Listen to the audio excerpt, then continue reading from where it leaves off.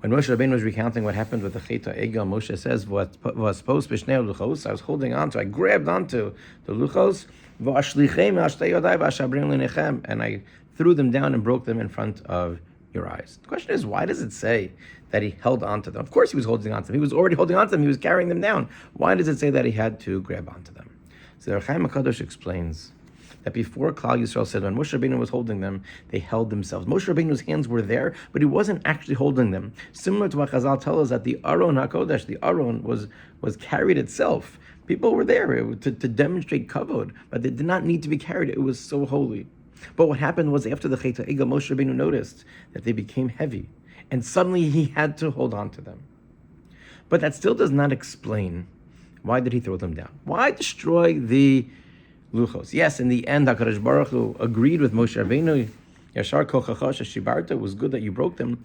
But why did Moshe Rabbeinu not simply try to get Klal Yisrael to return, to get them to do tshuva? This is exactly what the leader is supposed to do. Why was it that Moshe Rabbeinu decided that it was necessary to break the Luchos?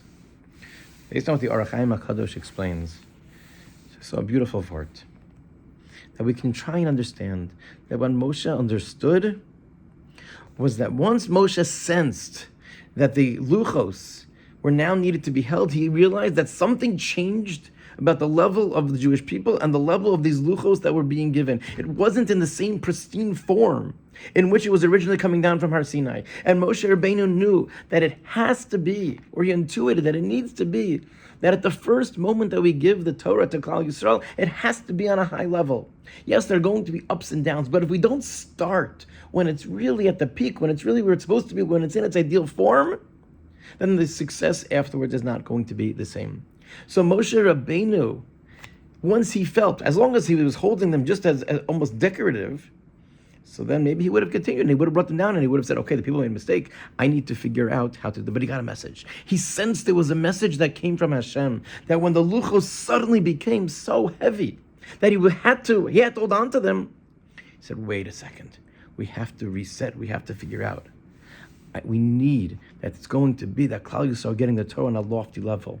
Because that's going to be what they are going to strive for. In order to make sure that the possibility of tshuva is going to be there, they have to have seen, they have to have sensed, they have to have experienced that initial moment. And that's what the Psukim say, Psol Luchos, Luchos Avanim, Karishonim. When HaKadosh Baruch Hu and Moshe Rabbeinu are discussing the second Luchos, he tells HaKadosh Baruch Hu there needs to be that when the second ones are being fashioned, HaKadosh Baruch Hu tells Moshe to make them Karishonim, that they're going to be like the first ones. When we try to do something new, when we try to do something and we're trying to set the tone, we need to try and do it on the highest of levels. That does not necessarily mean that we strive for perfection in everything that we do. We know that we're human and that we don't always do what's right and we make mistakes. But to be able to have that moment of clarity where we see things in the ideal, when we're starting a new project, when we're starting a new relationship, when we're starting something, there is an idea of trying to do it in the most pristine way possible. That's what Moshe Rabbeinu understood. And once he felt, again, as a hint from HaKadosh Baruch Hu, maybe that's what the Yashar kochacha shibarta is, that HaKadosh Baruch Hu was telling him, I sent you a message and you got the message. I didn't tell you to. But by the virtue of the fact that they were now heavier, he realized that something needed to be done.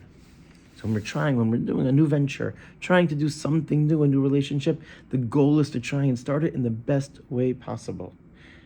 Understanding that we're human, that we have frailties, that we sometimes make mistakes, but that we have what to look up for, that we start with a strong foundation, and that hopefully that foundation supports us even when things begin to waver, and that we're able to build tremendous things on top of it.